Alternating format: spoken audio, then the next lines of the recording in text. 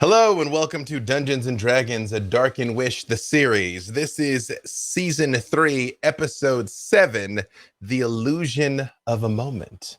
We now have 4 episodes left in the story of our heroes, and let us meet our heroes, especially now having formed our full fellowship here. I will start with our returning champion, May. Hi there, I am Melee Damage, and I will be playing Helene, your human wizard warlock. D'Artagnan. Hello, I'm D'Artagnan Mattaliano, and I am playing the human fighter, Xander. I mean, why you just got to fight humans? Like other people like to fight too. Well, I was gonna say a goblin rogue, but you know. Sorry. Also, I would just like the record to show Sam got closer to their final form today, having delivered a pun so terrible I threatened to pull this stream over before we started, which is pro. That's having ruined everything before it even started. That's just I do what I can. Sam. And when I am not absolutely destroying the English language in terrible ways, I'm Sam to Leve. I'm playing Aiden, our Aasimar rogue. Porque no los dos, right? Alcuin. Hi, I'm Alcuin Gersh, and I'm playing Rayonde, the Dragonborn monk. And last but absolutely not least, Aki. Hi, everybody. I'm Aki, and I play Karrin and Kerrin, your wood elf clerics. Now, the word is they're royalty of some sort. I guess we'll find out. That's what we keep hearing. Now, before we go on with our story, do we have a volunteer for the recaptain for what happened last week? Ooh, I'll do it. Look at those leadership qualities, Duke. Yes, please. Tell us what happened. All right, so we got super wasted. No, well, actually, that did happen, but What was the episode before last? yes, the effects are still being felt today. So we were all asleep, and while we were having our little sleep, Aiden had an encounter with their what's the person called? I forget the name. Guide for our purposes. Their guide. They took him to their childhood home in the dream and basically told them that everything that is happening right now will not last and that they need to kind of get into gear and be prepared for what is to come. After that, Aiden comes back from dreamland, and we all kind of awake to Nosir telling us that Lady Eliza needs to see us, and we are surprised to see that Helene is no longer with us. While we are trying to figure out where Helene has went, we are told by Aiden's crew that the boat that we are, the Wish, is surrounded by 50 odd some soldiers, and we decide to take a peek and see what the situation is in case we need to get out of there without anybody seeing us, in case it's like an ambush or not.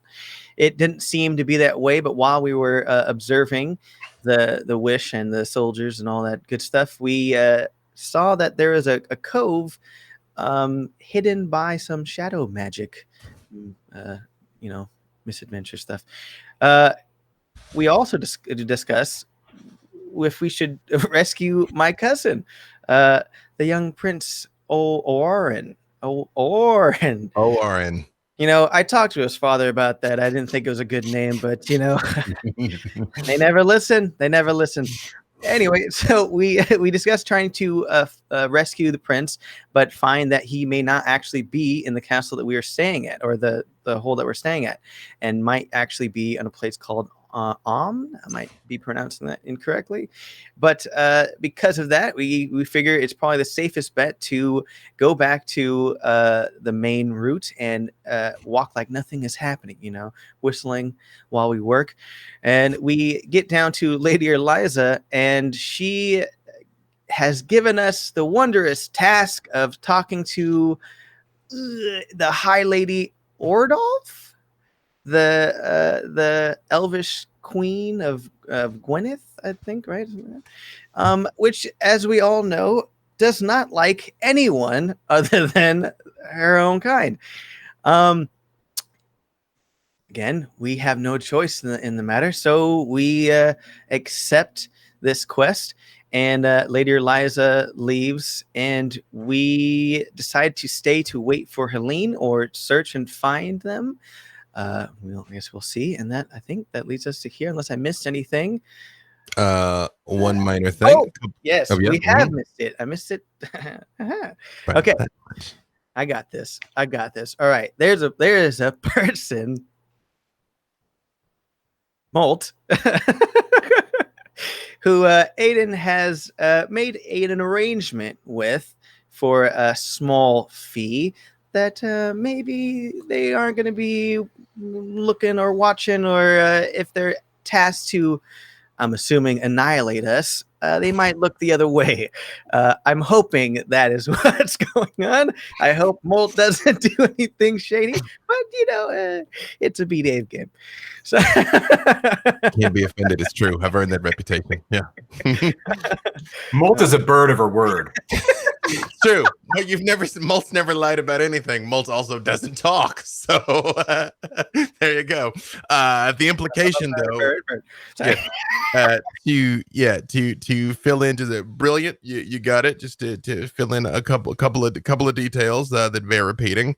Molt basically got across to you, because again, she speaks basically via sign language, a form of sign language, essentially, that there's something going on the other side of the mountain, or on the other side of the island, that essentially for a nominal fee, she might doze off when she's supposed to be watching where you're going. Who knows? She made a point of kicking over her stein, spilling her alcohol everywhere. Maybe she got lost in her cups. Mistakes happen, I would also say yes in being tasked with speaking to High Lady Ordolf. She is the de facto leader of the island of Gwyneth right now. She is one of the most powerful elves alive, having taken her entire kingdom into the Feywild and recently brought it back. It was her invasion of the Moonshay Isles that basically broke House Kendrick. And drove them out of Gwyneth and essentially decimated a large portion of their fighting force in the efforts to retake the island. And at one point, it looked like she was going to expand out and conquer all of Moonshay, and she just stopped, and nobody really knows why. But the reason why the family is on its heels is from all of the effort they had invested in trying to beat her specifically and couldn't. Since then, she's taken on no diplomats. Usually anyone that tries to establish diplomatic relations are politely turned away. They're not overly barbaric, but they're not really interested in it. And Lady Eliza made it very clear that she's counting on the fact that she not only has two elves of Gwyneth, but two royal elves of Gwyneth would be basically your passport to get in to see her. And she did give you all a sealed parchment to give High Lady Ordolf, and made it clear that she had helped you. You gave your word you would help her. This is that favor. Do this, establish these diplomatic ties, and we're square. And of course, it can't be anything more to it than that. It's gonna be that's all there is to it. Besides that, you all did actually try and message Orin, but of course, in only 25-word increments, he's a little confused by what happened. But at least you confirmed that he was alive. And the thing that was the oddest about all of this is Helene saw them before you all retired at sunrise to party and everything. And then may I somewhat retroactively just said Helene had mentioned that because it was kind of helpful to the plot that she'd just been like, yeah, I saw that old boy, and it didn't really seem feasible that Lady Eliza could have sailed to and back in the time that she was there. And from when Helene saw her there to when you all saw her on the docks, it's like you could get there, but you really couldn't get back. So the mechanism by which Orin is on is not necessarily revealed yet. However, Rayonde did recall he knows she has at least some capability with scrying based magic, and the ability to see long distances is something you all know Eliza is at least good at. Besides that, I believe that at least hits the high points for now. And if I think of something else, I'll just have to roll it back in here to the story. So in the meantime, roll that beautiful intro footage.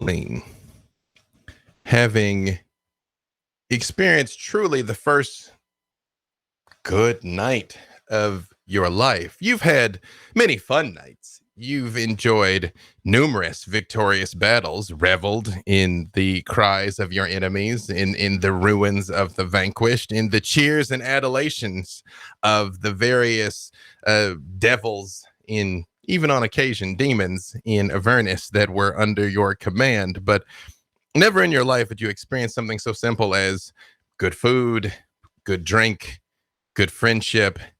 And as you found yourself cuddled next to Rayonde, even on the hard floor, in a strange way, it was still comforting compared to where you've spent your whole entire life.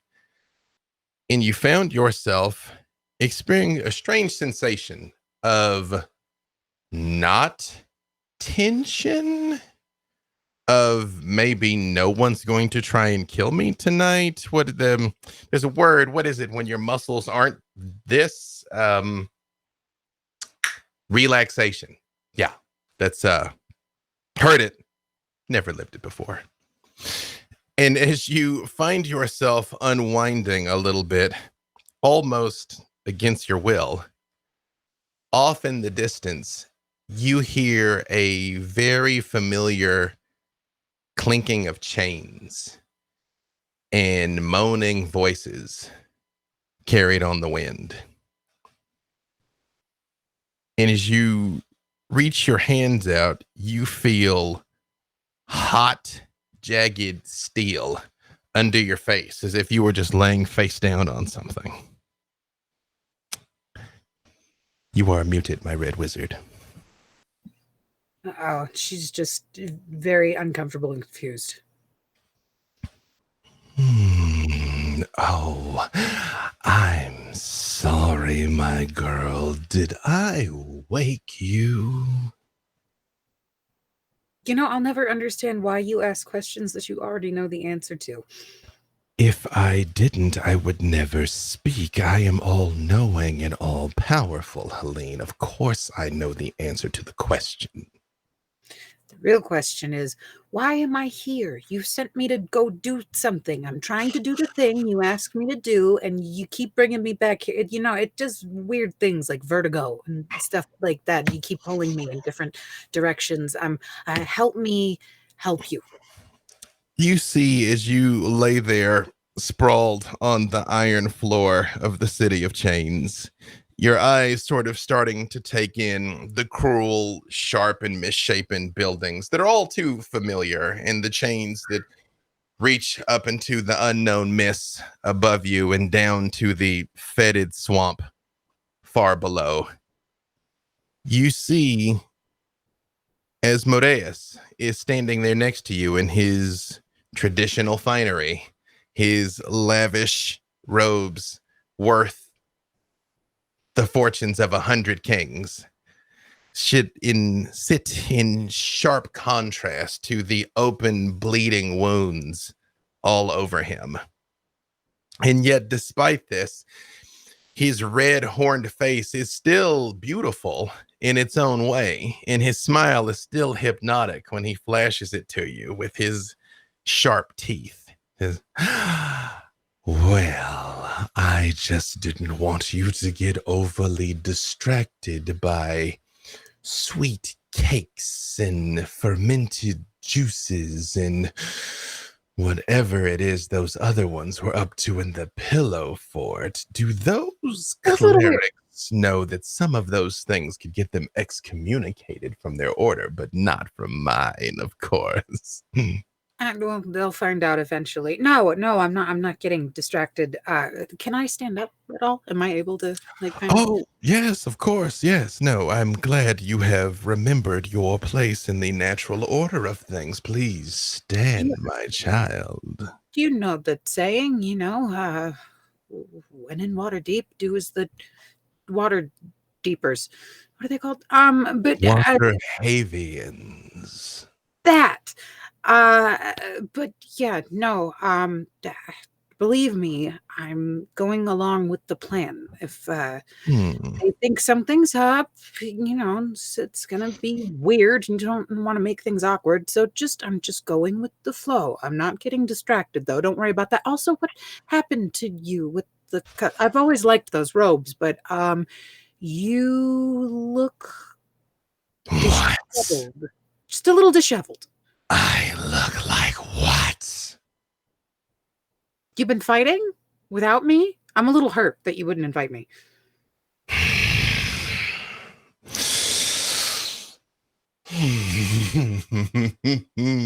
One day on the surface. So now that you're here before me, I believe Lady Eliza spoke to you about me. Something about an alliance. Sorry, I'm still a little hungover, so the details are a little fuzzy, but you're all knowing. Just, can you do the boop thing in the middle of the head? Maybe replay that for yourself? Oh, my child, if you are leaning so heavily on my own omnipotence, then past a certain point, I have no need for you. And he does actually boop your snoot with his gigantic finger when he says that, because he's about 16 feet tall. I mean, he's huge and towering over you.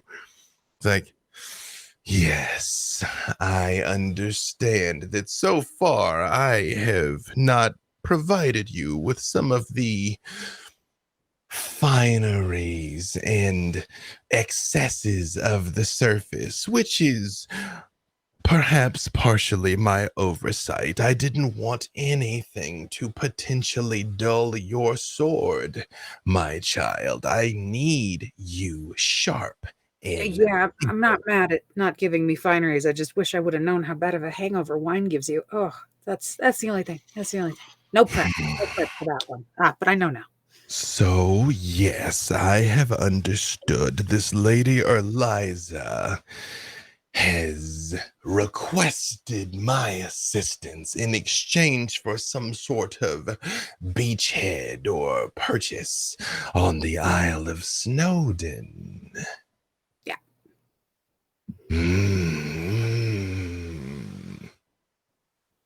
This could be good for me. Of course, in my infinite power, I could choose to invade the prime material plane whenever I wished, but we must be careful in these things. On occasion, when the surface dwellers find out about my magnificence, they get up in arms, and it is such a burden to destroy them all when I could just walk carefully among them on occasion, Yeah, but it's fun to destroy them all. Just that massive AoE. Just you watch things flatten. Sorry, I'm getting carried away. You do you. You are the one in charge here and the smart one, and your decisions are best. He kneels down and says, yes, I am. Yes, I am. And yes, they are. And yet when I see the fire in your eyes, girl, and he pushes your hair to the side slightly, it reminds me why I chose you. Tell me now, having walked along the surface, which would you rather rule over? This place? I would allow you to finally exert your revenge on our dear Paulus Windscreamer and extract whatever painful retribution from him you chose, and of course, rule this third realm of Avernus as your own, to do as you see fit, or are. Would you prefer to be my warlord on the surface and carry my banner forth into Snowden and across Moonshay and across the Sword Coast into the world of men and elves and dwarves and halflings and every other two-legged thing that has forgotten its place, and teach them our way of doing things? Oh, see, I like the mind games on the surface, but destroying wind screamers, so it brings me so much joy that you would even just entertain that idea of letting me do that. Oh, can you send him up there once I'm up there? Because like that would be, I'll put in some extra effort for you if you could make that happen. I'm already putting in all of my effort, but I will indeed find a way to drudge up more effort to put in if I can have that, because man, that guy sucks. Ah, you fill my heart with pride, Helene. Yes. Here is what we will do. Remember, in your efforts to endear yourself to your friends, you will ultimately direct them to bow at my feet. Do whatever you must do to win their confidence, as well as Lady Erliza's, to open her palace to me. Offer whatever assistance is necessary. Do whatever you have to do to win all of their allegiance. And when the time is right, I will reveal myself. Perfect, because I did already tell her yes, I believe, which, you know, is just a thing I do to anyone who's not you, is I just say yes to people, and then when you decide whether it's a good idea or not, if you decide no, then but you know, if you decide yes, then hey, we're all good. So like, yeah, I've already told her yes. We got one foot on the right path already. Then I shall provide you with a boon that will assist you in getting on the other path. And he moves his cloak back, his robe, less effortlessly, and a small feathery black form falls out and hits the ground in a heap. You brought me a dead rat? I brought you a live kinku. Oh, that's better. This one should still be known to your friends, even in their current state. Tell them you came back to retrieve him once you realized that he might be important and you didn't want to risk their lives again. That sounds a lot better than the excuse I was going to come up with. So yes, we'll go with that. We'll go with what you said. Of course it sounded better. I thought of it, child. Precisely. Mm-hmm. Also, I've always loved these robes on you. Have I mentioned that? You look very, very dapper today. I look supremely exquisite, but yes, it is kind of you to say. Yes. The board is set and the pieces are moving, and soon I will have achieved my goal that was set in motion from the moment I plucked you up. Now, if you would, please help our friend here to his feet. All right. Looks kind of sticky. And she'll walk over and try and stand him up. As you reach down and scoop up Silvagant, you're struck by how incredibly small he is. He was already pretty little. He's only like 5'2", but even his slight kinku frame is very like emaciated. He probably hasn't eaten in some time, but he does have his signature jangling necklace of shinies and colorful cloak and winged boots. He's been dressed and he's breathing and his head is slightly like lolling, but he's clearly not doing too well. And he opens one of his eyes and looks at you and opens his mouth. And now you can place it. You clearly hear Aiden's voice say, Helene?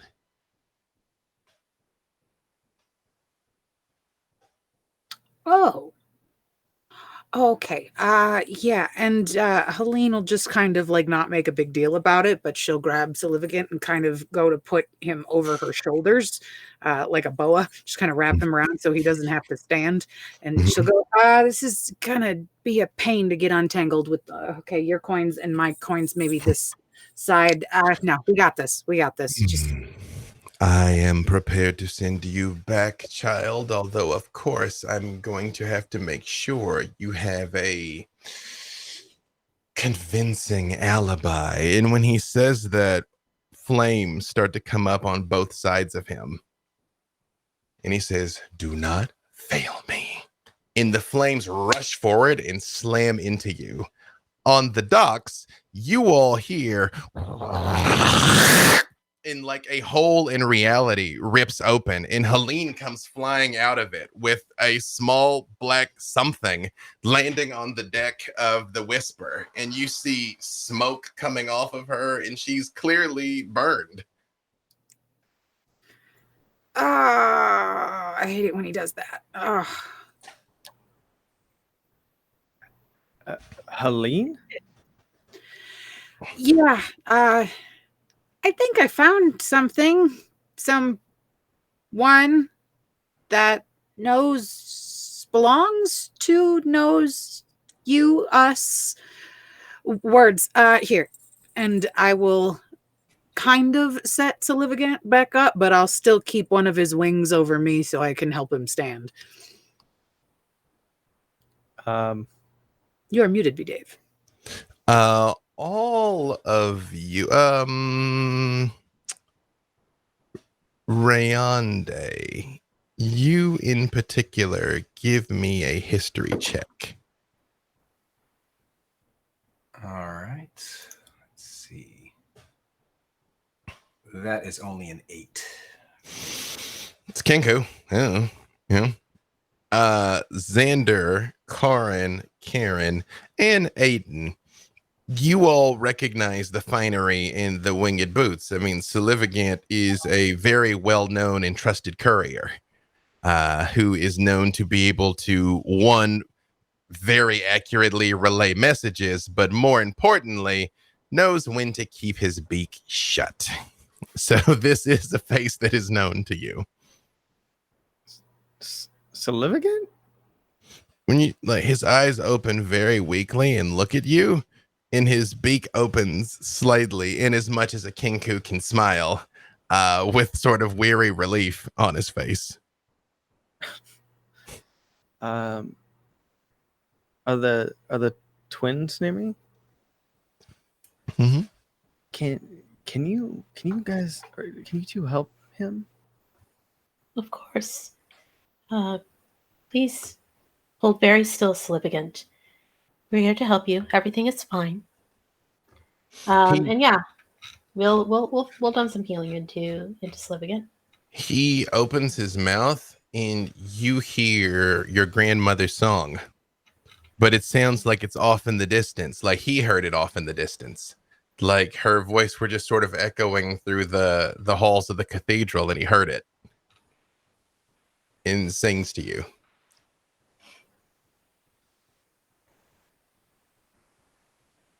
That was very lovely. Thank you. Yeah, let's do a heal. Gonna do cure wounds at level second level cure wounds, I think. Okay. It's not a lot, but hopefully it will help. Mm-hmm. Oh, I rolled really badly. You hate to see it. That is 10 points. You see, he inhales a little bit deeper, and he opens his mouth again, and this time it's your voice that just says, "Thank you."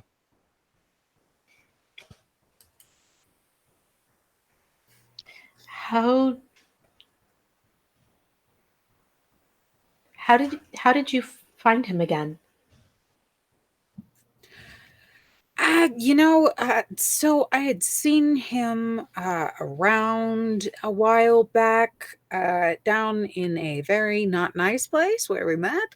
And, well, there's this jerk down there that I don't really like. You can kind of call him my arch nemesis, if you will, who had him. And I had remembered that's where he was. And probably we did not want that guy to have him for a multitude of reasons. Number one, we kind of like him, apparently. And number two, loose lips or beaks, in this case, sink ships. So probably safer to bring him back here.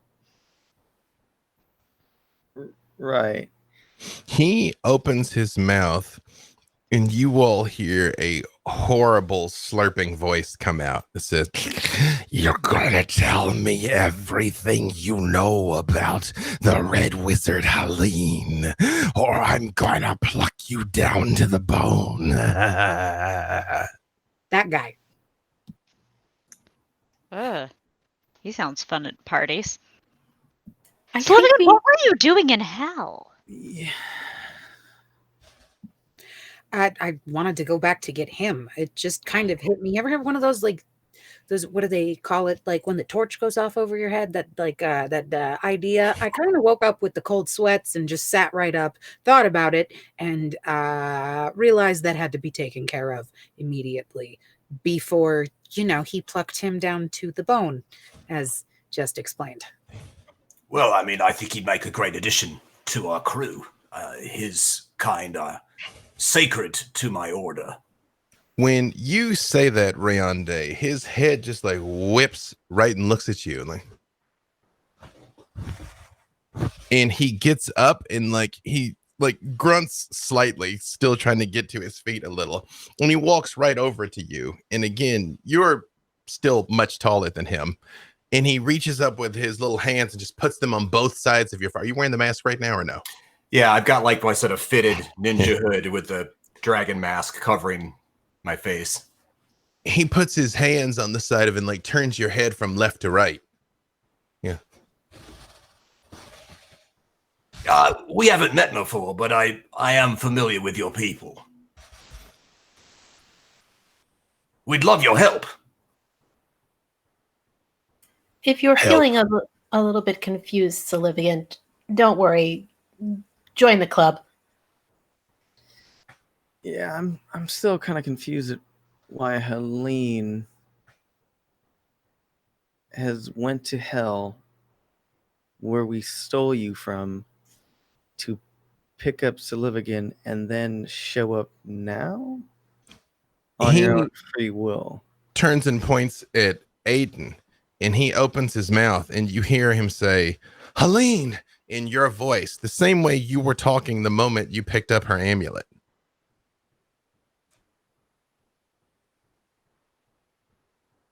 You were there? He floats slightly off the ground and then just lands. Sneaky. I do just very lightly shoulder tap for that.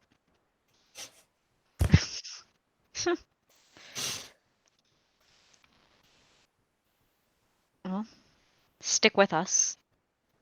You're not getting plucked to the bone. They're nice feathers. Brush, brush. He just looks at you for a second, Helene, and just reaches out and grabs you and hugs you, which may well be the first hug you've ever had. You're welcome. What is this? Is this punishment? I'm sorry I couldn't get you faster. What do I? No, it's gratitude. That's called a hug. It happens to people who are. Yeah, it's a good thing if you want it. Yeah, I mean, you did a good thing. Oh, okay. Oh, all right. You're welcome. And I pat Silvagant's head. He looks down at a couple of your shinies, and he lifts one particular old coin that has a very faint indentation of a dinosaur on it that you picked up somewhere along the way, and picks up and shows you that he's got one too. Oh, okay. Honestly, I don't even know where that came from, and can't really remember. I mean, I'm sure I know. I just can't remember. Where is it from? Chelt, I'm thinking.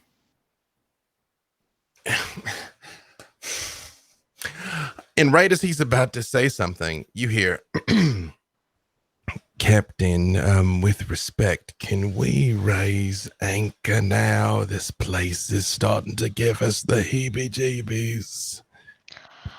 We'll take our last loop through and move back to you. Hey, now that we have the reunion, everyone, Silvagant, we still need to investigate certain shadowy locations before we take off, and the taking off should maybe happen kind of soon. Maybe I'm sensitive. I don't love that many soldiers pointing that many weapons at that many of my crew. You see, he turns and he realizes that 50 some odd soldiers, which are on the dock now, and he like looks and you see his eyes narrow at the crest, and then he like jumps back and he grabs Xander and he like shakes you a second and like points at the crest. And, like, What it? You want to fight right now? No, we're not gonna fight. We're gonna go to the cove. go to the cove. It's complicated. Yeah, it's easier to be shown than told. He turns and looks at Helene. Let's get everybody on board first before he looks at Helene and repeats again in your voice, go to the cove. Oh. Look, I'm with the bird. Any chance I get to set somebody on fire, I'm here for it. Are you sure you don't want to fight these people? I mean, this guy seems to know you and seems to think that you should want to fight them. And I just want to hit something, as per the fact that I always just want to hit something. So I'm for that. I mean, we can have lots of other opportunities to do this, and on our own terms. It would be in our best interest to avoid any kind of altercations with Lady Eliza's forces. House Kendrick. Yes. Yeah. And then he turns to Karrin and Kerrin and also.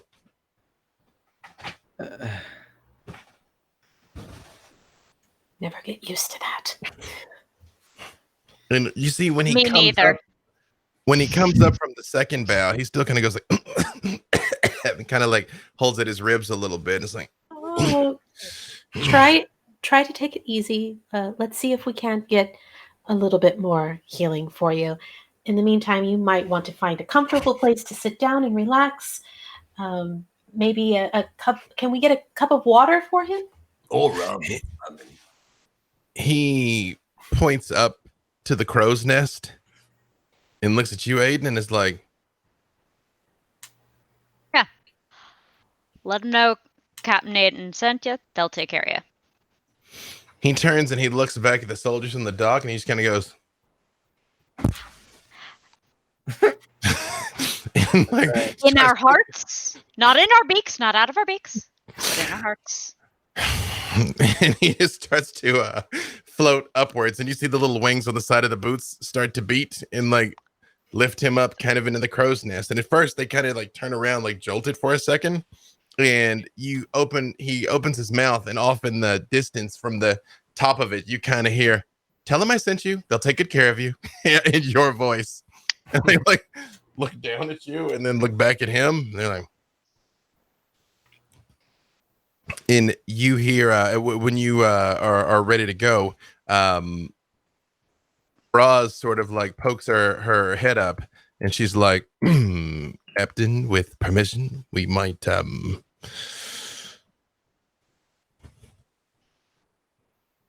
just where to, sir? Just for my knowledge, Mm-hmm. we thinking an overland to that shadow side of the island, or can we just pick up ship? Because I'm worried the galleons have visibility on us, which is why I was figuring we go land, check out Cove, and then ship in GTFO. But I don't know the structure of this island and positioning So very well. through the wonder of technology, I'm gonna go ahead and drop here in our group chat, not this chat, in the group chat, a map of Snowdon. You all are basically at Brannock. That if you see, they're kind of on the southeast tip. The shadowy patch is kind of like directly north on the other side of the mountain, or on the other side of the island, kind of there, that like Cove-ish area. It's over there. Which direct? North. Okay. You basically are southeast. It's basically northeast. So it's this side of the island, but on the around the other side, if you follow me. So it would be a not insignificant distance on foot. It'd be doable, but and we'd have to be cross not the mountain. And we're expected to leave now in this ship. So let's get going and decide if we're going to make landfall somewhere else. I agree with Rayonde. We could always look from the sea as well, if you'd like. All right, let's get going. All right. One second here.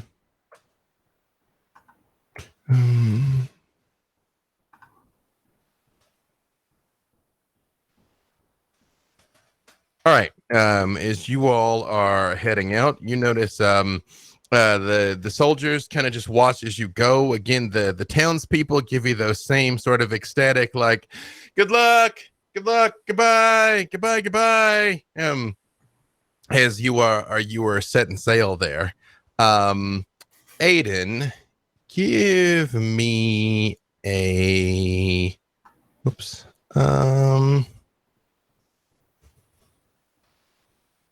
either nature or survival check. Trying to figure out which one of those more closely approximates sailing. Probably survival, but I'll take either if nature's higher. Is this something that I can help with to give him advantage on the roll, since I am a pirate? Yeah, as a pirate, definitely. I would say you could give him advantage.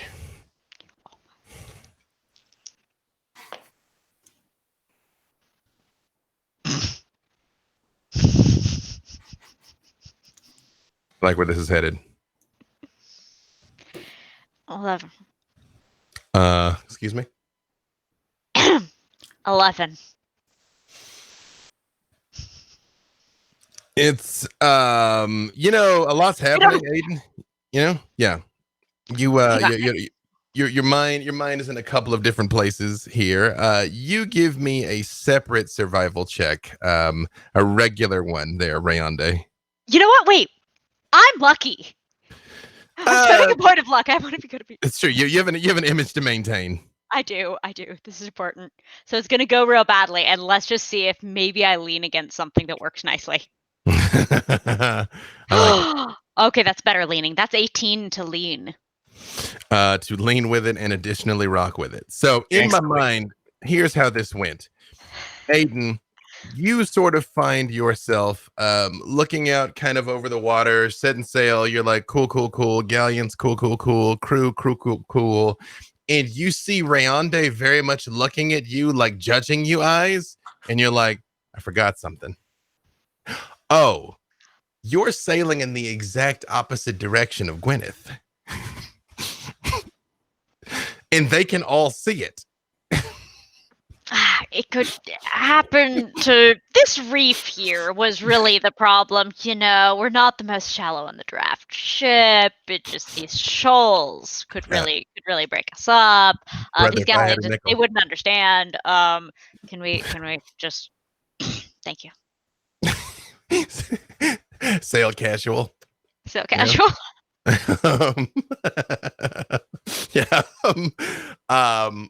you all set sail, you do actually see like a couple of people like with the viewing lenses from the decks of the galleons watching you, and they kind of like look back at each other like, what are they? As you do sort of take off around the corner. I'm going to say, knowing you are a man of both stealthy and precision, Aiden, that the Wish is probably a fairly fast ship. Right? Huh. She gets where she needs to go. I don't like to brag. That's false. So again, if you look at the map of Snowden, you kind of have a couple of options. I'm gonna say the first one, not the second one. The second one is all a moonshade. So as you kind of come up the east coast of Snowden, there is kind of like a little bit of an archipelago type area there. I'm gonna say the Wish is small enough you could sail it through there if you wanted to. But if you kind of have two choices. You can sail all around that little horn there and kind of be right in the shadowy patch, or you could put in there on the bottom side of the horn and try and come over land to hit the shadowy patch. Kind of get a bit of the best of both worlds of what you were talking about, Aiden. So really, it's whether or not you want to sail right up to it or try and go over land and come basically down over it, are kind of you guys' options.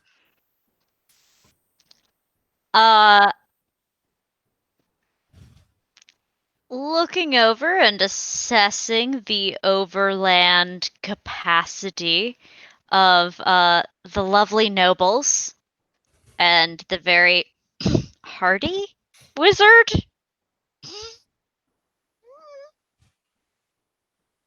In contrast to the frankly majestic piracy of Rayonde over here, I opt to continue sailing. Well, there's another idea I've got as well, which is, and I've never had the means to do this before, but if there was some way, some magic by which we could approach underwater. I mean, you know, maybe not the whole ship, maybe just us, but, you know, like just kind of, I mean, they wouldn't see us coming. Because we'd be in the sea. Yes. I turn to Helene and the twins. Can you? We unfortunately don't really have the means to help people breathe underwater. That's not exactly our particular brand or style of magic. Sorry. Helene, I'm going to let fate decide for you because it is within your mystical capability. I just don't know how often water breathing would have come up in the hells. So I'm going to give you a certain chance to We could sail the Stygian Sea? Whether or not you pick that one up anywhere along the way. We're going to let fate decide here. I just really want us to like Solid Snake, Shadow Moses Island, like into this cove. I think that would be very cool. You know what, Aiden? Actually, you give me just roll a straight D20, giggity. You know what? You can add charisma to it. Funny. I appreciate you. Mm-hmm.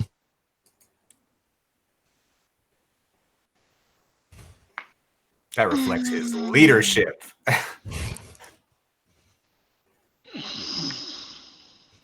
Or does it? Just having one of those days. Yep. You know what? I think I am. I am. You gonna let it lay? You're gonna luck it. Luck.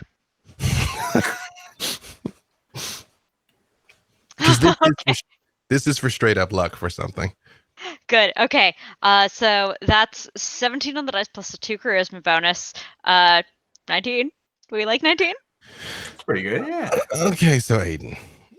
Yeah. There is a little something in the hold of this ship that you acquired from your old buddy Genolas Fuscus, the famed goblin pirate when he retired. The part of the reason why your star has ascended so quickly is you do actually have a submersible contraption hidden in the hull because it allows you to plunder shipwrecks that literally no one else can reach. But it's not really something you can't talk about. You know what I mean? Like, you don't get a reputation as a miracle worker of a pirate when everybody knows how you're doing it, though, you know? But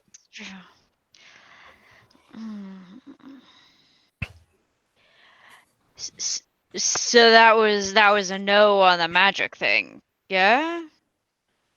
Unfortunately, we do have a spell that we could prepare that could like kick up some really funky weather and obscure us, but we don't have it prepared. Based on Not a lot of my water where I'm from, so no. Yeah, based on my rolling, not only do you not know breathe underwater or water breathing rather, Helene, you were actively antagonistic to the concept of learning it. Like, why would I ever need this? Never will I require this bit of magic. Pretty much rolled 100, so yeah. Wanted low numbers. I mean, what if you want to impress your dragonborn date? You think about that? Oh, well, I mean, it was just a blue sea idea, just something off the cuff. Look, I'm going to be kind. I am not going to make the traditional blood oaths for secrecy. I'm going to let it be implied. And we are going to do something very cool. I lead them to my submersible. Qualis be praised! You tell me down in the hold of the Wish, because, it was alluded to within earshot of them that she's got smuggling compartments, that she sits a little deeper in the water than she probably should. So as you get down to the location of the submersible, like how do you have it stashed down there?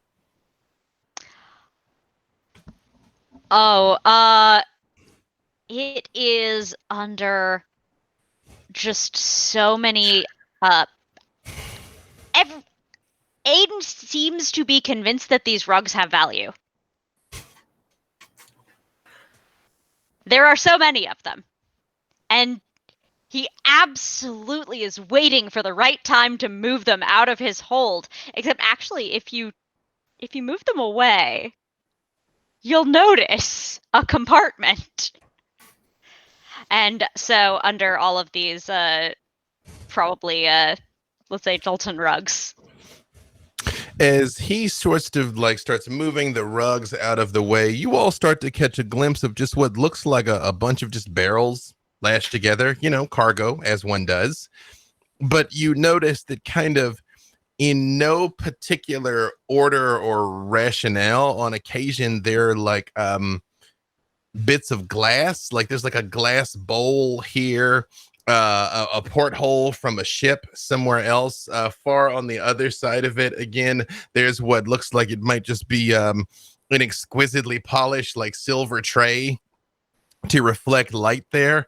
And as he continues to uncover it, you all realize as this is lashed together, it does look like some odd sort of vessel, complete with a little door on the top of it.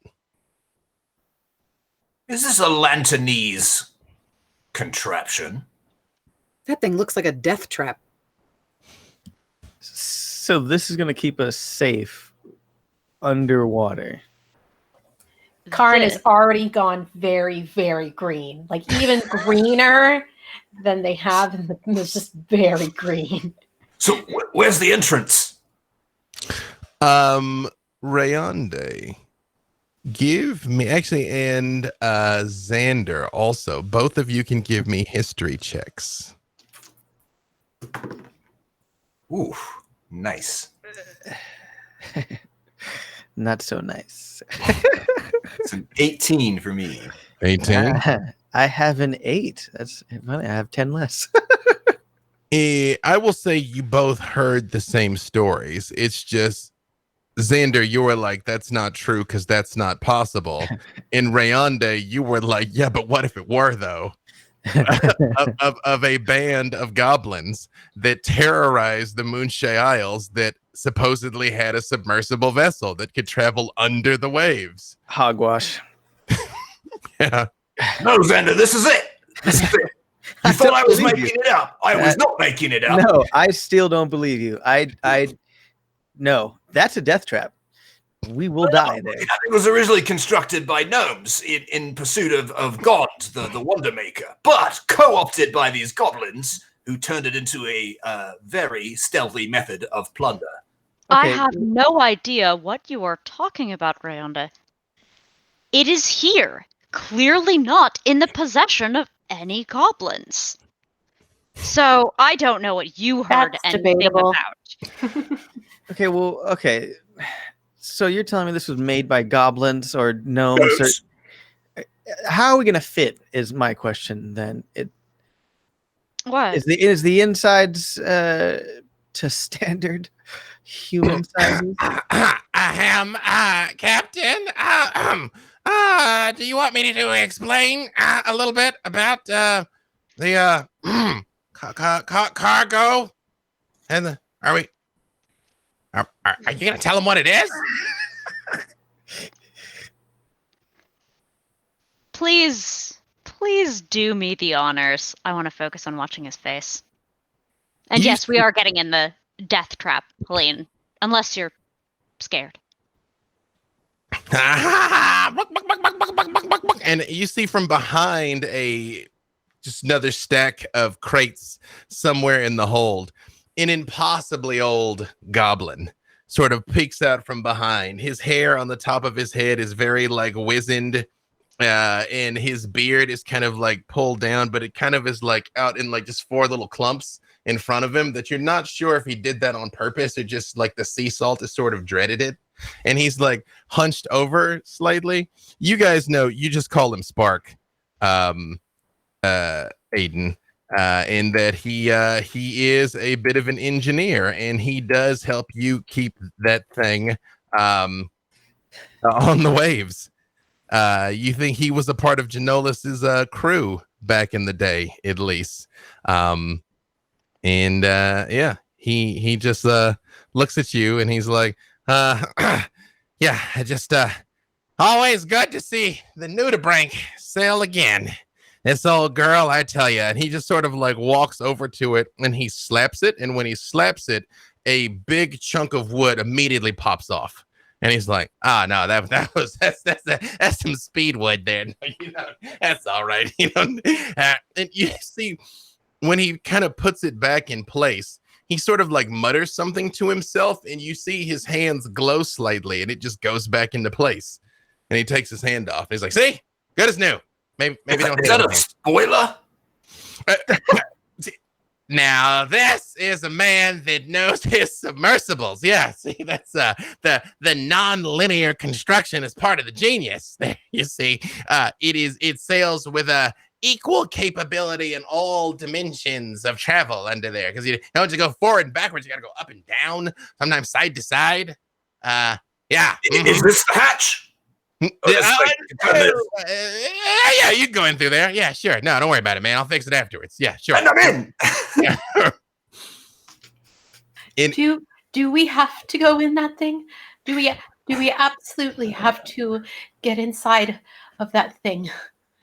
Please tell me we don't. There's furniture in here. I mean, it's small, but there's furniture in here. Yeah. All right. Let me see. What's this? Ooh, bucket seats. Very nice. There it is. Inside, there is stuff. There is no pattern to the stuff whatsoever. There are chairs, but they're literally like chairs. Like somebody just took a chair and put it in there. There's a chair in there now. Yeah, right. Yeah, there's like a love seat over on one side. Yeah. Rayonde, I'm a man of my word. Here's 5 gold pieces, and I check them his way. Thank you. I can admit when I was wrong. You're right. I think you're right. The legends are true. I should have trusted you. Yeah. And once Spark here teaches me how to drive it, then we'll really be in business. Oh, you've not lived until you've gone goblin submersible drift racing, man. Just like lean into it, just like kind of like power around. Oh, when I was a young goblin, I tell you, I used to sail up and down the Sword Coast and just the ladies loved me. And he does just sort of like very gently poke at you, Helene. He's like, yeah, well, I, a younger goblin, take you for a little ride. Yes, right. You know.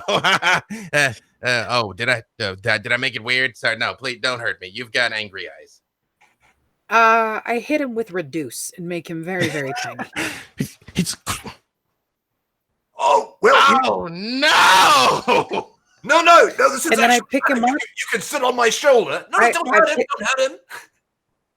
No, I'm not gonna. I'm taking him with us in case the death trap that he put us in is in fact a trap made by him. Now he will suffer the same fate. And then I set him on Rayonde's shoulder.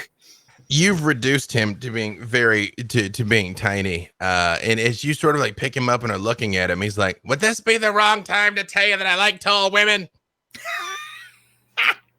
I like him. I like him too.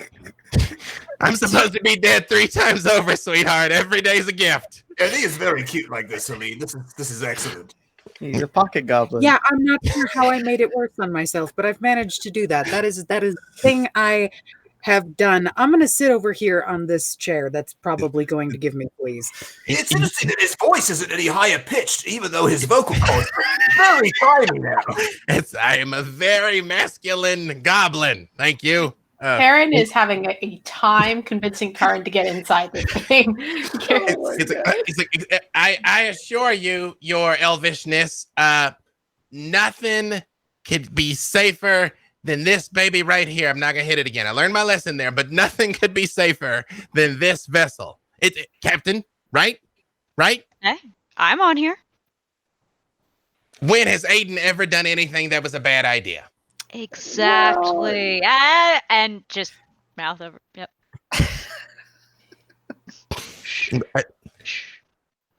And Kerrin kind of just leans over to Karrin's like, you're not going to let him be in there without somebody to help him if he gets hurt, are you? Shut up. Karrin gets in. You see, after you all are sort of inside, he's just, and it is a tight fit. I mean, the goblins would crowd about 10 goblins would crowd in here. So 6 full-size people is still, you can get in, but I mean, it's definitely snug. It's snuggly. And he sort of stands there and he's like, you actually did me a favor, your weird wizardness, because I got a little breathing room down here. All right. Before we deploy, in the event that we start to take over water, take on water, not take over water. We tried that. We can only keep some of it at a time. We do have these helmets, and he just starts to like hand out like bell diving helmets that are connected to nothing. He's just like, there you go, helmets. That's for you. There you go. In the event that we take on water, that might be of some use. And we do have a suit that goes with the helmet, but only one person at a time can sort of go out walking on the seafloor. That is an experience. It sort of makes you contemplate your infinitesimal smallness in the grand design of the world and planes. Oh well, yeah, that's yeah. I mean, I'm into that kind of religious metaphysical stuff. So right, and submersibles. Where is the go lever? Oh yeah, no, Captain. With your permission, I shall take her down. All right, take us out. Let me just shut this door first. Yeah, no, that would have killed us all. Getting ready to depart, I want to sing the classic sea shanty. We all fit in a goblin submarine.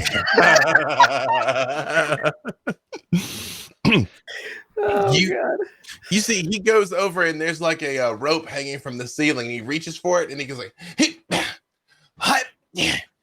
Somebody give that one a tug. When you pull it, it goes ding, ding, ding, ding, and you hear voices echoing all over the whisper say, deploying the submersible, deploying the submersible. And multiple doors start locking and closing all over the ship, basically, to help compartmentalize the flood. And you sort of hear like, okay. So this will be maybe a little rough, maybe a little smooth. Depends on how deep the water is. I don't know. Hey, you were there with the mask. Also, I like the mask. That's a look. Like, I mean, like what's that about? Is that so that like you don't betray your emotions to the enemy, or is it just like because you just are into dragons? I mean, that's a valid life. Yeah, I'm a fan of dragons, and it sort of strikes fear into my enemies. That sort of thing. Yeah. But I'm part Scalacan on my mother's side. People think it's just kobolds, but no, like goblins can have a little dragon in them. That's why I'm so fearsome. You see, that's why that is. Yeah. But I mean, I was picking up on it, but I didn't want to assume. I like the cut of your jib, buddy, and that's what I'm going to tell you. See that big lever right there? This one, and I pull it. Just giving that a big old. When he's like, okay, yeah, but before you pull that one, and you boom, all of you give me dex checks. Express elevator to hell, going down. Around this time, Karrin is wishing they could have one of the special biscuits Grandma used to make for like the elvish festivals they throw. It's like, wish I had me one of those because I. Is this a dex check or a dex save? Save. Oh, okay, that's high. Yeah, 16 for me. 16. 29. I'm gonna say Karrin and Kerrin had both like clipped into the seat belts that are in the love seat, so they sort of like were in place. Helene. Hold on. I like where this is headed, Xander. That's why I haven't asked you yet. You are muted, ma'am. 17. Sorry, my mouse batteries are dying. It's doing terrible things. 17. No problem. 17. Same thing. But it's like you almost like when you're about to lose your footing, you almost can like push off the roof to kind of like keep yourself in place as you're going down. 29. Rayonde, you're basically Dr. Zhivago on the nuclear missile. As this thing is like just descending. You're like, watching it go down. Aiden. It's strange and I love it. How much for Aiden? 32. Hey, Aiden, you knew what was going to happen. It's almost like when it drops, you almost just like lean back instinctively, so you look completely normal. It's just like going straight down. And Duke. Man, let me tell you, this roll is it's amazing. It's a 1. Just that. Oh, my perfect boy. So, Aiden, especially with such a high roll and you knowing exactly what was going to happen, it basically like Xander's closing the door still, and he's like, he'd have killed us all. I don't just do boom, and it's almost like the submersible leaves and Xander doesn't. It's like, he's like in mid-space there for a moment. Too much inertia. I'm in 0 G. Yeah, basically. The inertial dampeners were not quite working on Xander. Completely offline. Yeah. So, but that's a high enough roll, Aiden. You tell me what you do to rescue him before he cracks his head on the floor. Oh, okay. So if I'm trying to spare the head, then it's a quick lean forward, catch the skull, then try to scoop the arm under. So you end up in the tango dip. I blush. Both Karrin and Kerrin, how do they feel when they see that? I mean, there are a lot of confusing things happening in their brain for the last 24 hours. They don't really know what to think at this point. They're just like, what exactly is going on here? What have we gotten ourselves mixed up into? Are there supposed to be this many bubbles? I can't see anything. Well, he's like, yeah. Sometimes we kick up the silt and then the visibility goes all the way to 0. It's good. Nope, it's bad. And you see he reaches over and like grabs another lever and literally stands up on the dashboard and is leaning back, and you feel everything start to like level out at the very last second, and you see the seafloor. I hold Aiden super close, like a Shaggy and Scooby-Doo style, but I do. It looks like almost like an undisturbed plane. It's just sort of like silty and sandy. It's almost like the beach, and you see odd, colorful plants, very large fish swimming around. Like for all of you except Aiden, you've never seen anything like this. It's the bottom of the sea. Oh yeah. What is that thing? It's huge. It has like thousands of teeth. Yeah. No, yeah. Don't Stay clear of those, by the way. They don't actually like to eat people, but sometimes they'll just give you a taste. But then when they give you a taste, you don't have an arm afterwards, and then that just it goes poorly. So, Dave, can I use my shadow ninjutsu in some ways to do pass without trace on this submarine? Is that something? Due to the rule of cool, yeah, of course you can. Mm-hmm. All right, so Rayonde reaches into his robe and basically pulls out like a calligraphy brush and starts like painting, sort of like diagrams and stuff on the controls, and they sort of ignite with a weird light, these sort of sigils and stuff. And then, I hopefully that works and should keep any large predators from getting jealous or being threatened. And hopefully if there's anybody, looking for approach underwater, they won't spot us. But yes, Karrin and Kerrin. When Xander asks that question, can I roll something to see if I can actually like answer it? Yeah, nature. Mm-hmm. You all are very well educated. Fish roll. I know nothing of knowledge and such. But you're so pretty. That's very good. It's 27. That's all you need. You're like, I don't know much, but I do know what a shark is. Karrin kind of sort of leans over to Xander after the goblin's semi-non-answer. I believe it's called a shark. With a 27, I would say you specifically know it is a reef shark, and they get bigger. Giant sharks are a thing. More specifically, a reef shark. And actually, this is a bit on the small side. They get bigger than that. I've heard about them. I've never actually seen anything like this before. What's that? It's like a little ball with a bunch of spikes coming out of it. Oh, that's an urchin. And this looks like a clown. It's a That's clown Nemo. fish. You're like, there's a crab that's singing. We call it the Nemo fish.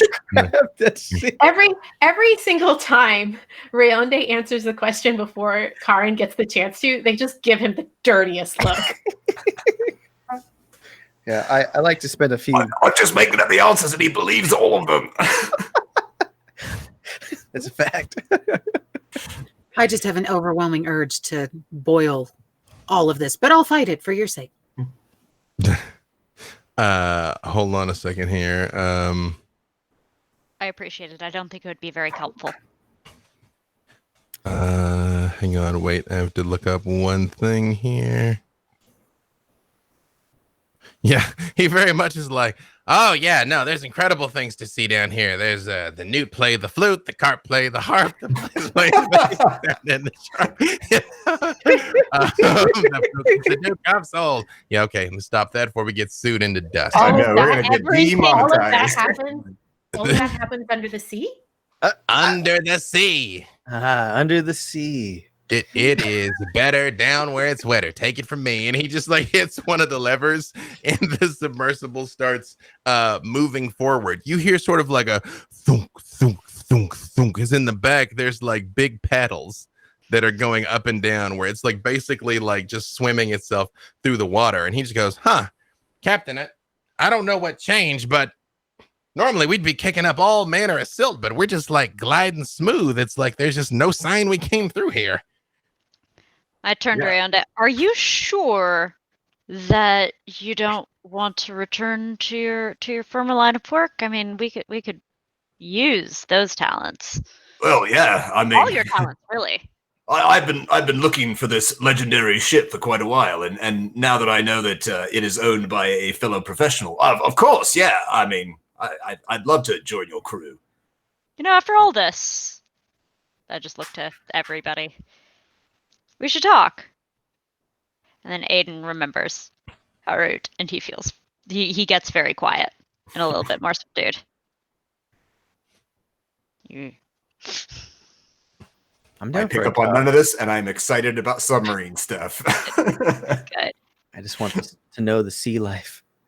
Kerrin notices. Kerrin notices. Does Kerrin say anything? Kerrin has been waiting for the right time to, at some point, pull this sad boy aside, but there has not yet been a correct opportunity to do so. How could I possibly be a sad boy if there's a smile on my face? Kerrin knows. Those states Dear are mutually exclusive. That is true. So our submersible proceeds. I'm gonna get. My bad. You go ahead. I would just say, yeah, Kerrin, you sort of like look at him for a moment, but they choose not to act. There's too many people and too confined a space, and I think Kerrin knows if Aiden appreciates anything, it is discretion. So they're going to use some. All of you make perception checks.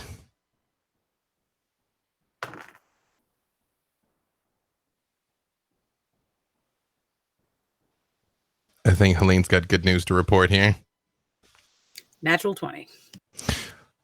Helene, as you hear this spark is sort of like babbling incessantly to Rayonde about how this thing works, which you actually somewhat understand, believe it or not, because it is not so dissimilar from the war machines in Avernus. Although those, this seems to work from some sort of like perpetual paddle motion or something. Those run on souls. But besides that, the concepts are not completely dissimilar. But as you're sort of looking around, like there's not really a more alien environment to what you're accustomed to than the bottom of the ocean, Helene, honestly, because again, you live in Avernus. It is a place of fire and steel. So as you're seeing these like beautiful fish swimming by and things of that nature, your eyes do settle in on something that is very familiar, though. Darkness. The sunbeams overhead that are making it all the way down to the seafloor dissipate. And as you look upwards, you can see where it's almost like on the surface of the ocean, it's just gone. Almost like the night on the night sky when there's no stars. Basically, you're like, beautiful, beautiful, beautiful. Good feelings gone. That ain't right. And I will also say on a natural 20, Helene, sorry, not to interrupt you, since that's, as good as it gets.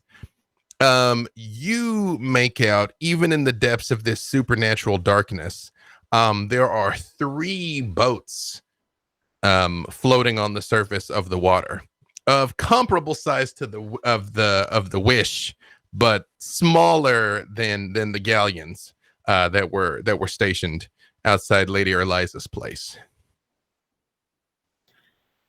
Can I make an Arcana check to see if I know if that like darkness is going to hurt us, or if it's like a cloaking mechanism, or like what it's actually there for? Since she's pretty good with darkness and Arcana. Yeah, I'll loop it into that 20, like game recognized game. It seems like it is just a shroud, like it is just to hide something. It does not seem it's not like an Evard's Black Tentacles or something where like the darkness is there to do damage. It is just there to obscure. She'll walk over to Rayonde, since he seems to be over there pulling levers, and go, Rayonde, do you see that? And she will point to where it just all of a sudden gets very, very dark. There's 3 ships that I think they're hiding. But I don't know if you can see them, but I can. Maybe it's because I'm just good at that kind of stuff. But yeah, that looks like an ambush. Yeah, I wonder if they're guarding something. I would say once pointed out. Oh, sorry, Helene. What were you saying? Oh no, she's just agreeing. I would say, especially once pointed out to you, Rayonde, you instantly recognize magical darkness when you see it. But you, again, as a purveyor of this trade, realize that there's a dozen ways to do something like that. But you're like, yeah, that's what it is. But by what mechanism? There are several possible. Aiden, give me a history check. And I would say Xander can also give me a history check. I'll even give Karrin and Kerrin this also, because again, we've established they are very well educated. They've been some places, but they definitely have had extensive education. 11. A natural 20. Hey, Look at you with your history lessons. Lady. Aiden, you're like, those are indeed boats, you know? They are.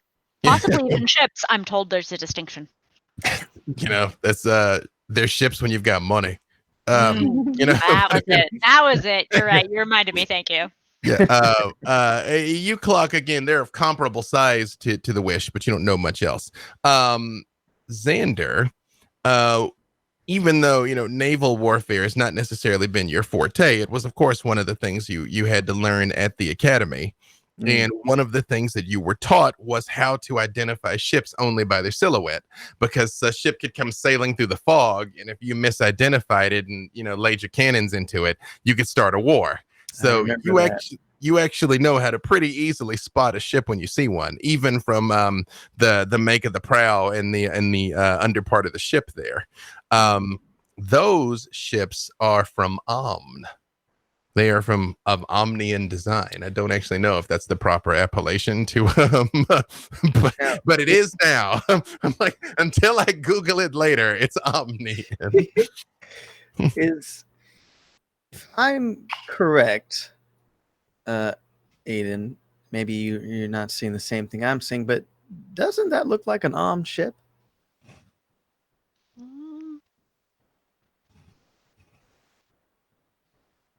I hadn't really looked at the prow from that angle, but I think you could be right. Yeah. No, yeah, that could be Omnic. I'm just saying, it seems a little coincidental that my cousin seems to be an Om, and it looks like, I could be wrong, but from the way the ship is sitting and the moon on the ground or the sun in the back, the shapes seem to point out that this is an Om design. Rayonde, do you have any experience with their ship designs? Maybe a third eye could help. Should I roll? I mean, with a natural 20, you won't learn any from here. You won't learn any more than he did. Like, I will just so go far as to say that, like, when you kind of put your noggins together, he's probably right. Yeah, that's what that is. No, Duke, you've got a good eye. That looks Omnian to me. Ominous Omni. Yeah. Karrin, give me an insight check. While struggling to keep down lunch.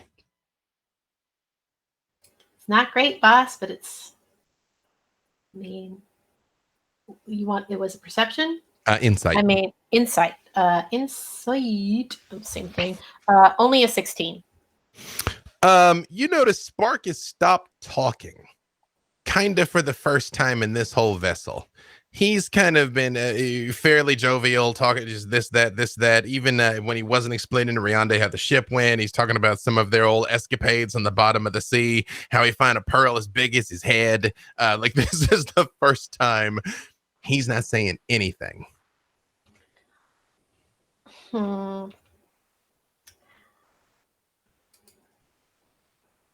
I would like to.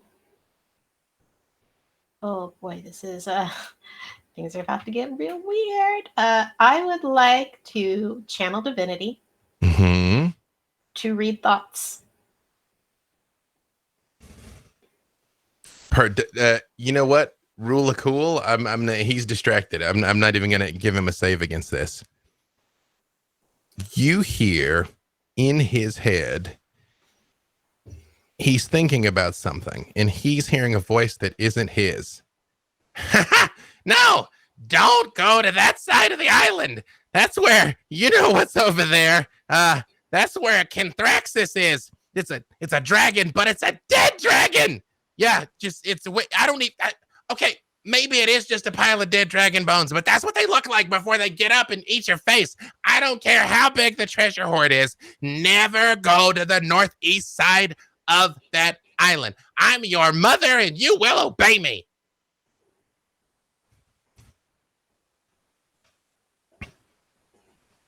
And he's just there with at the wheel, and he sort of like swallows very heavily and looks back at Aiden and just sort of like looks down. He's not littling on my shoulder still? He's steering the boat. He's steering the boat from I thought I was steering the boat. Either way, he's trying to do his duty. You actually have a training wheel. It's not actually doing anything. I gave him his own little wheel, which isn't attached to anything. Jumps from one rope to the other. That's how he's, yeah. Right. Karrin kind of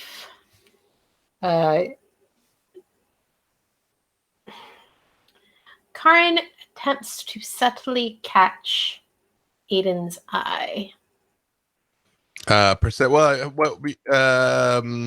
What's your passive perception there, Aiden? It's pretty good, I know. Yeah, passive perception 23, passive insight 17. Passive perception, you definitely get that they're checking you out, but let's be honest, Aiden, they kind of been checking you out this whole time. Like, they think you don't notice, but every time you look away, they're like all over you. Yeah, like it's just We don't have to make a thing of it. I don't make a thing of it. I just yeah, gentleman through and through. But you do notice them looking at you. Yes.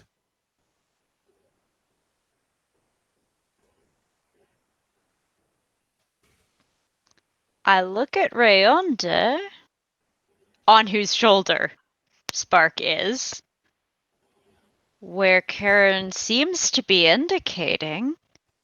Do I see anything strange about Rayonde?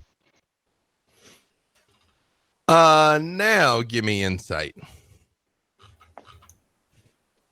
Oh, you dumb die. Come on, you're supposed to fail at that one. Much funnier if you failed. 26. True. You're like, we're under attack.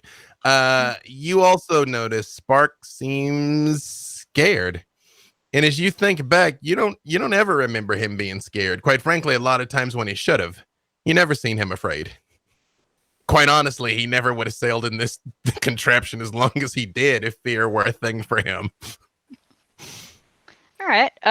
Aiden's gonna just, within the fairly snuggly confines of this submersible, kick himself back a little bit and throw the back of their head a little nearer to Kerrin's ear, since it seems like they want some discretion to something they noticed. Just a little bit of like. Karrin has probably pulled out some kind of like free piece of parchment and a little like stub of coal or something like that, and has scratched out as much detail as they can on it, and they just sort of kind of slip it over Aiden's shoulder into his hand. All the meanwhile, Kerrin is just like, what the heck is wrong with you? I'm going to put in our chat again the name you heard. Kenthraxis? Kenthraxis, yep. Aiden just says aloud, squinting. When you say it out loud, Spark literally goes like, where? What? Wait. What's a Kenthraxis? Captain. Isn't that the thing when you're Would like I know what a you know what Kenthraxis is? What were you saying, Helene? Sorry. Oh, would Helene know what that was with all of her time that she spent in, dark, evil places? I'll give you history. If nothing else, you might have been told stories as a positive. And I will give you history with advantage, Rayonde, because this was relevant to your interests. This is relevant to my interests. 24. 24? 15 for me. Helene, you have heard that name of what is called a Dracolich, an undead dragon. You know that name primarily is many a soul had been delivered down to Avernus, claiming that's who'd killed them. And you guys kind of got a good laugh out of it type thing, because all things being equal, the undead, like liches especially, and the undead more generally, are kind of viewed almost like the ones that got away from Avernus. But it's like, it's all right though, because they kind of keep a steady flow coming down. So like, yeah, okay, but you heard the name, but you'd never really been able to place it before now, because again, people say a lot of things before you disintegrate them or turn them into soul coins. Yeah, guys, that's definitely a thing. A Dracolich. They are some of our best clients. Down below, we get steady influx of souls coming from them. Now, don't get me wrong, that sounds terrifying. I feel like anybody that's, dumb enough to walk up to that thing alone probably had it coming to end up down with us. But no, that's a thing. Quite legendary, actually, down where I'm from. Excuse me, ma'am. Again, apologies, because we got on the wrong foot. Are you saying Kenthraxis is real and not just like an old goblin's tale?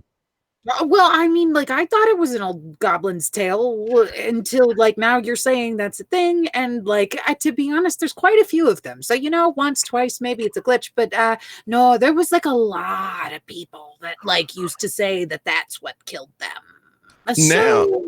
Now that this name has been thrown around again, both Karrin, Kerrin, and Xander, there was times growing up where you might have had like a nanny that was like, "Oh, get to bed, young lord, or Kenthraxis will come in the night and steal you away." But it's just like, you're like, what? It's like our bogeyman.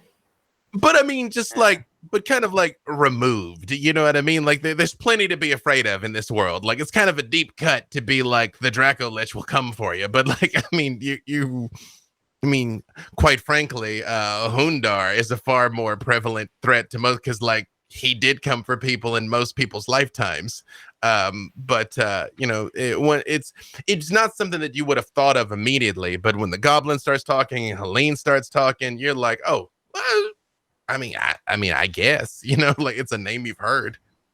I mean, at this point, anything's possible. Rayonde was right about this submersible, so.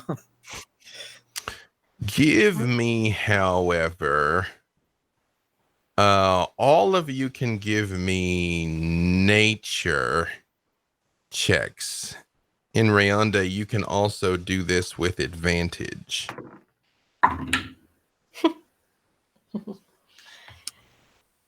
16 for me. Mhm. Also 16. Mm-hmm. Dirty 20. Dirty 20. 7. 28. I appreciate you having not paid attention at all in school. Like you've anomalously learned a lot of drinking story, like stuff around drinks, but not the formal education was. Look, just because I know how to prioritize with my time. Yeah. It's worked out well for you, Captain. You choose how you think so. partition your hard drive. I don't know what that means, but I like the sound of it. It makes sense that Karrin and Kerrin would be the ones that were aware of this. And Helene, you had a pretty good roll there too. What was that? A dirty 20. Dirty 20. Helene, a creature like this is not unintelligent, and anything that is not unintelligent theoretically can be reasoned with. Maybe it might be difficult to know what an undead dragon wants, but theoretically it wants something.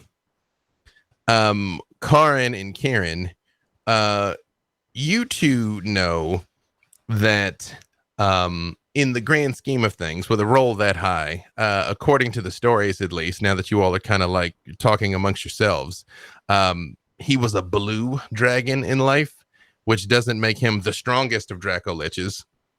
Still strong enough to be a problem, but there are worse ones. And humans turn to lichdom out of greed and lust for power and fear of death, that by locking themselves in a perpetual state of death and undeath, they can avoid whatever's waiting for them on the other side. Dragons that find themselves in this state, sometimes it's accidental, but more often it's because they were that bad in life that when death found them, it just basically refused to take them. Also, they leave behind delightful relics.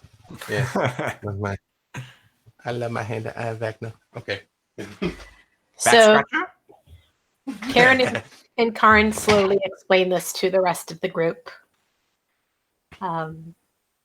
Whatever is down there, at least, as far as we know, according to what Spark is thinking,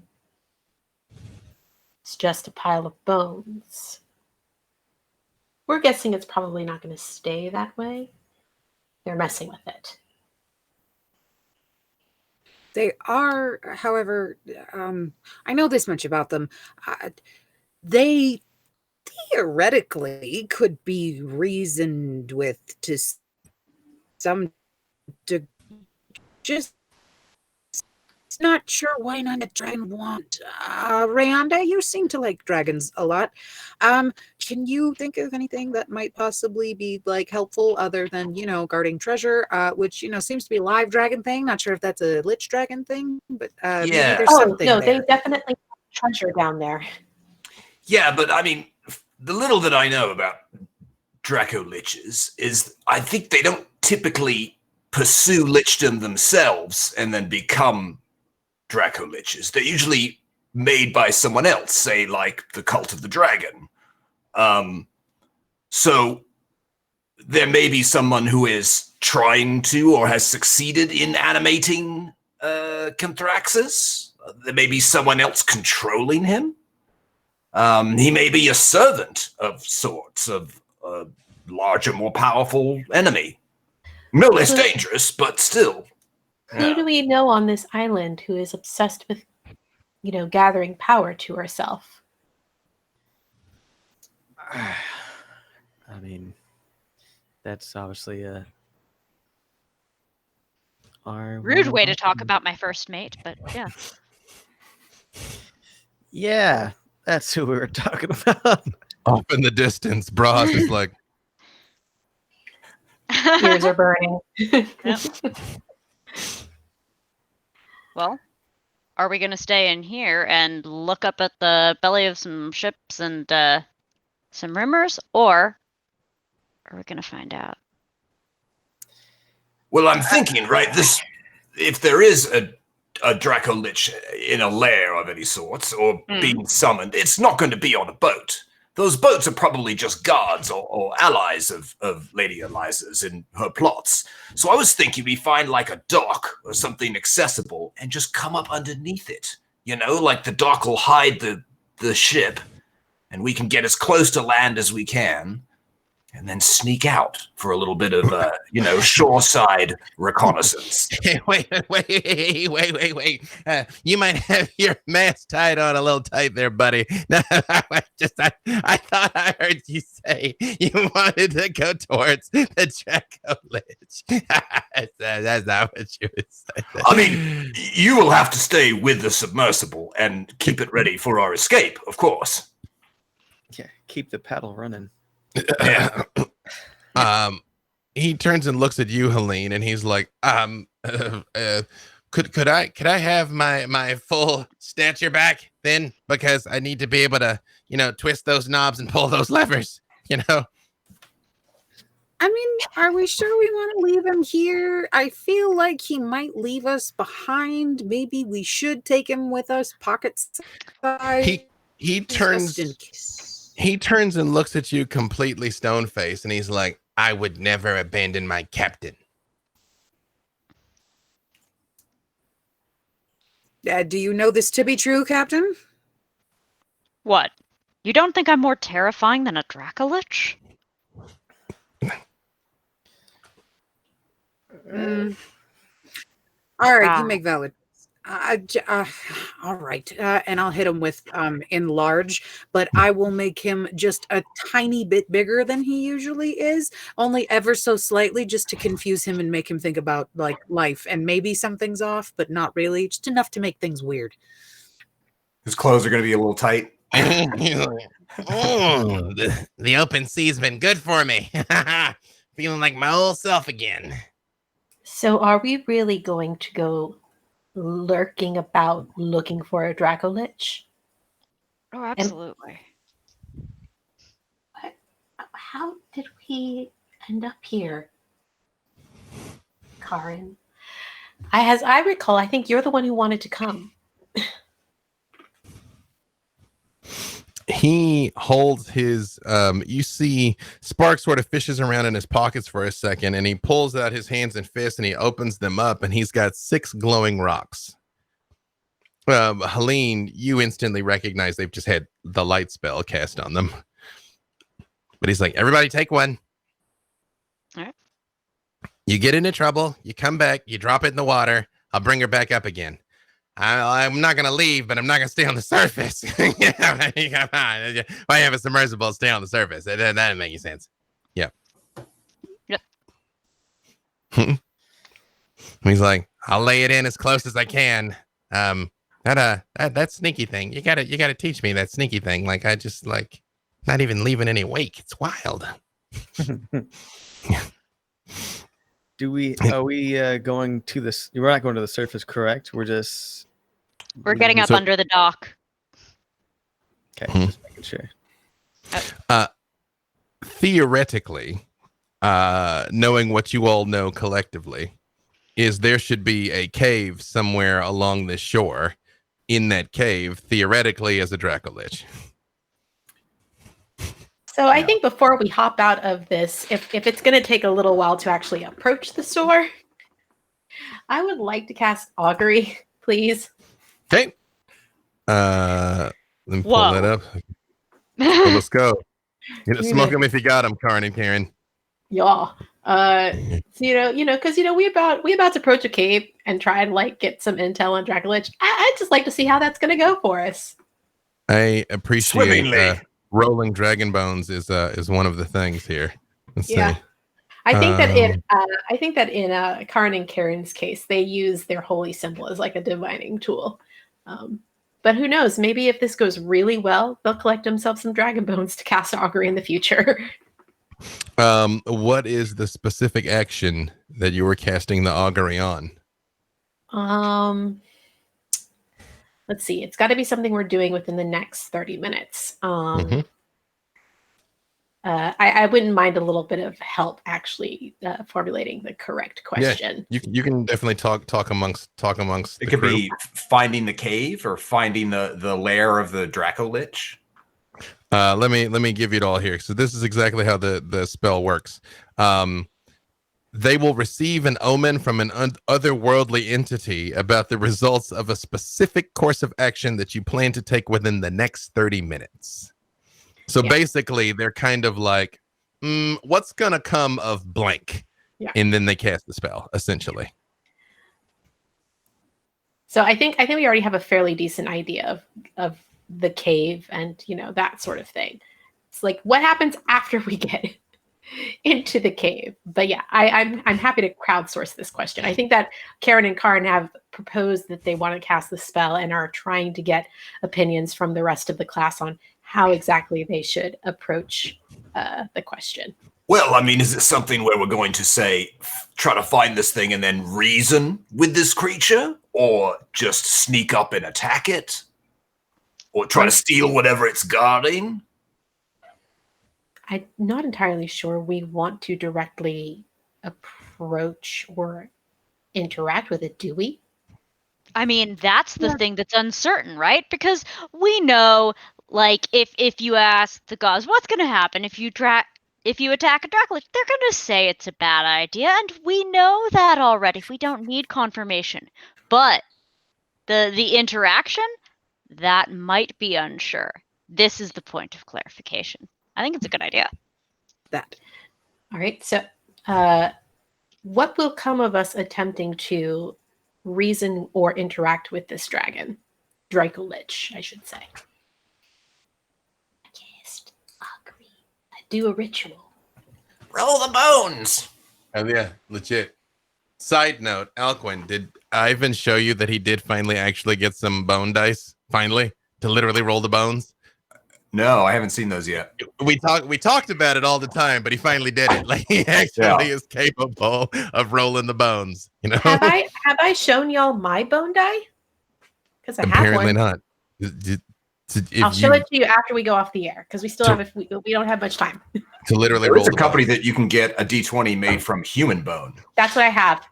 Oh, you got one of those? I did. It's do you want ghosts? Because that's how you get ghosts. Oh, I have a very cursed and haunted die. I'm not. Yes, Max and I Wait. both bought one. I thought people buy that. I thought it's bad luck if you don't make your own out of your own enemies. Oh, wow. Yeah, That's very cool. But I'm using all my bones. Yeah, I this did is my, Howard. this is my creepy cleric die. Like a drinking chalice out of someone's skull and a bone. Oh, wow. And, bones out of the rest of them. Yeah. And the specific question again, tell me. What will come of us attempting to parlay with this Dracolich, essentially? Very piratey word. Yeah. I like it. I figured it was appropriate. Contextually, quite. This isn't usually exactly how Augury works. However, Karrin and Kerrin, for the first time, for about the last, it's been I think 2 days now that you've been with these people. This odd sense of familiarity with these complete and total strangers, this odd sense of kinship with people that you should have nothing at all in common with, of just safety with overtly dangerous people, has really sort of confused you both. And as you've taken the time now to try and look out into the future, for the very first time, you realize the future's not flowing like it's supposed to. There's ripples in distortions, in disturbances. It's like you're swimming against the current instead of swimming with it. And as you are trying to force through and like trying to figure this out, which usually doesn't take this much stress, you get a very clear vision of the two of you standing on a dock with your father looking at you, with looking regal and perfect as he always does, looking stoically detached and wise to those who don't know him, but that lingering veneer of disappointment that always floats in the corners of his eyes when he looks at you. And he says, "You two are diplomats now. Be mindful you no longer speak just for yourself, but for all of us. One misstep could bring ruin, not just on you, not just on our house, but on our good name." And you're back. So, good idea, bad idea.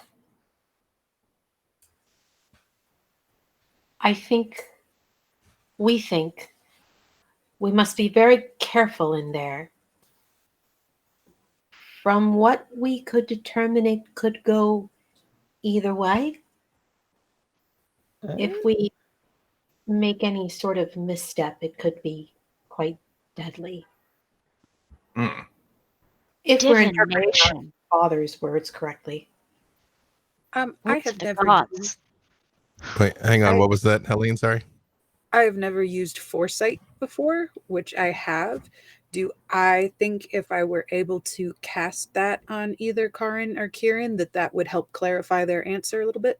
So the way foresight works on a practical level is you give a person a glimpse into the immediate future, which ends up with them being just like much faster and much luckier. Like, I know that guy's about to throw a right cross, and so I just won't be here when it arrives, type thing. It's more of a combat thing.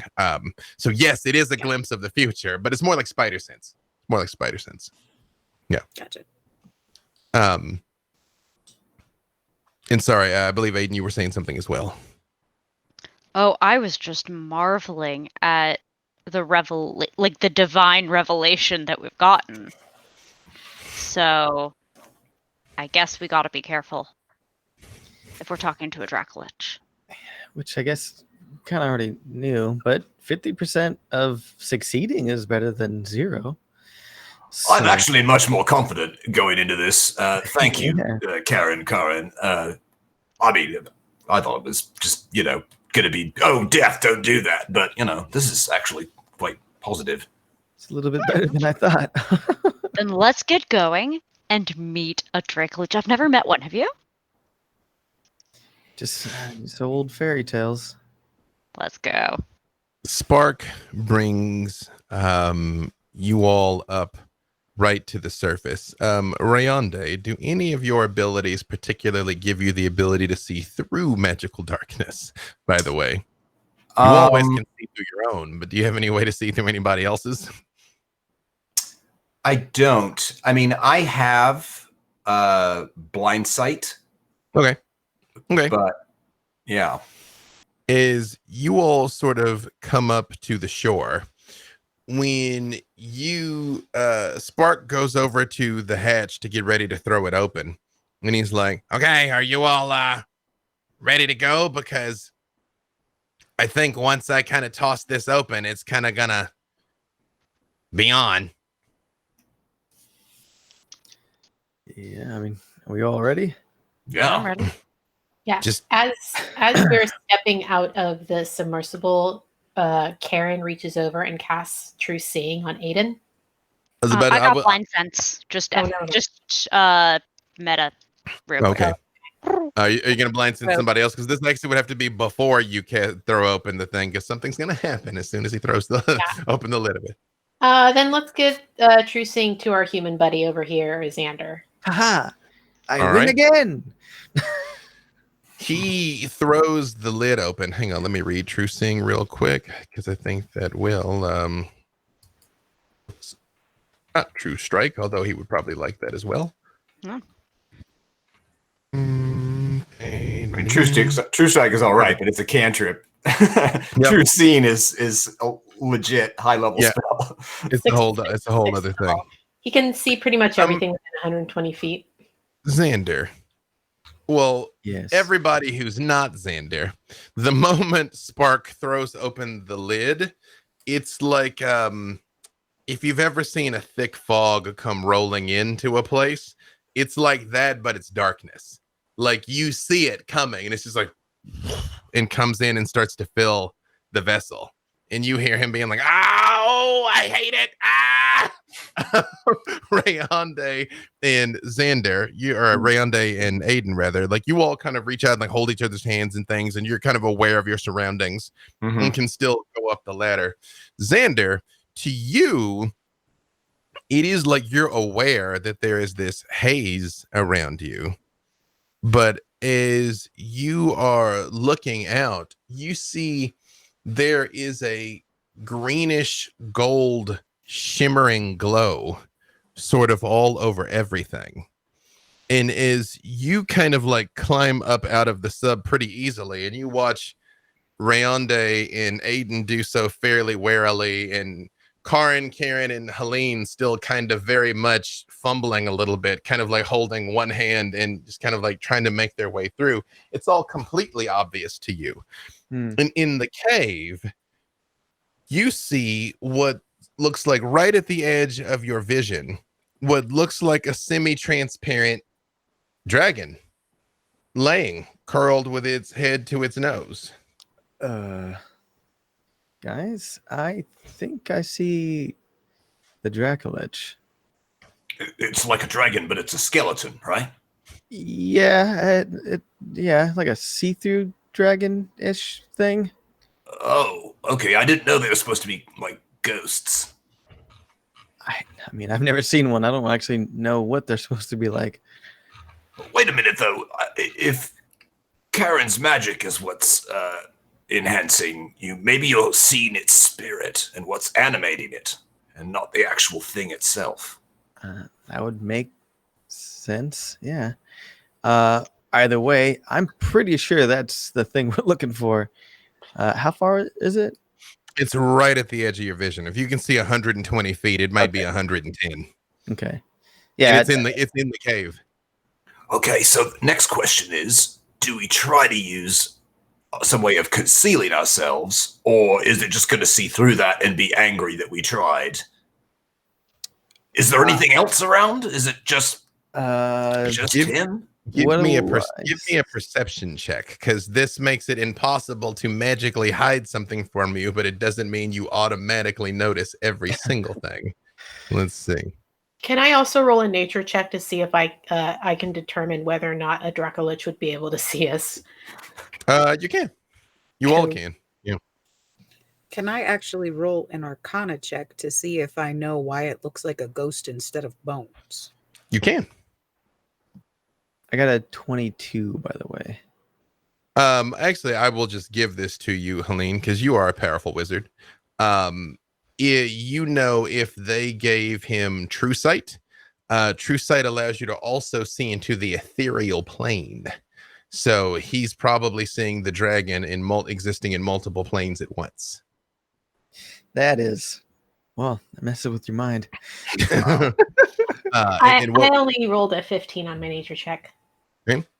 I mean, you all were basically just assume they can do anything. Essentially, is kind of what you were raised, you know. Mm. And what was that perception there, Xander? 22. You sort of turn and you look out and you can see on the decks of the ships, on each of them, there are two robed figures that are holding their hands up, and they are clearly casting a spell of some sort on all three ships. So basically 6 people on all 3 ships. They all have their hands up and they're doing something. You have no idea what. I'd say they're probably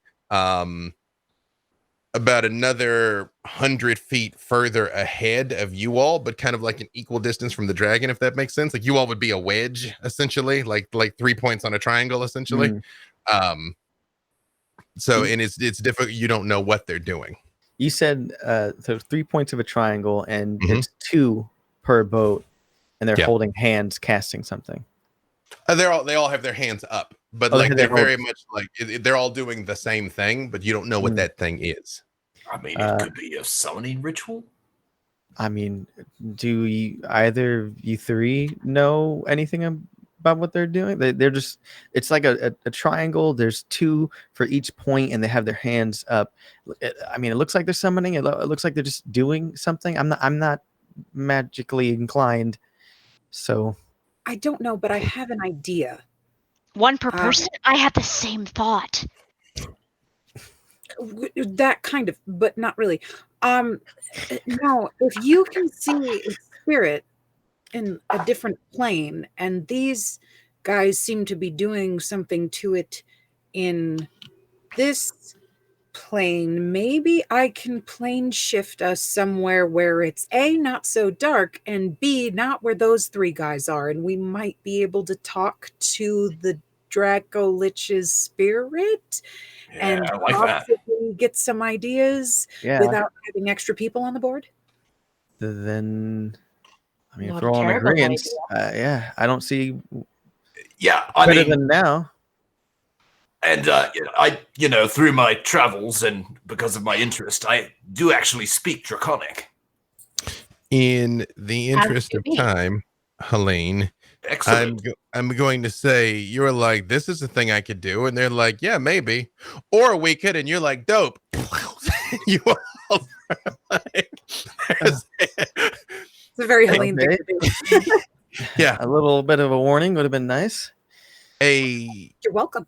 I mean, Helene, you did ask before you did it. I mean, like, consent was implied. I told you I wanted to do it. That was the warning. You all see this same greenish golden glow all around you that Xander saw before, and you are aware of the ocean underneath you, and you all see this same sleeping dragon that Xander sees. And as you all stand there, you see its head starts to turn and look at you all, and it still looks semi-transparent as you're looking through, but it's more solid because you're here now on the ethereal plane. He says,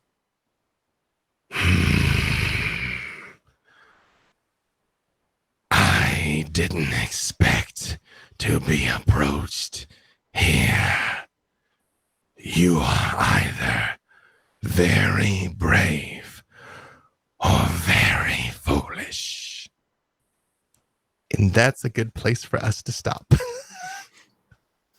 So, thank you all for tuning in. Also, Helene, that was pro, by the way. You're like, what if we go to the ethereal plane? And I'm like, okay. Okay. So let us see where this goes. Again, in the interest of time, where it is, another show's up after us, so I'm gonna cut us short because y'all know who we are. You've been watching it, but join us again next week for our final 3 episodes, which is your silky smooth, uneventful shopping episode. You know, just gonna hop on the back. There it is, Dracolich, bro. No doubt, back to the mall. full never-ending story. All right, so thank you all for tuning in, and we will see you all next week.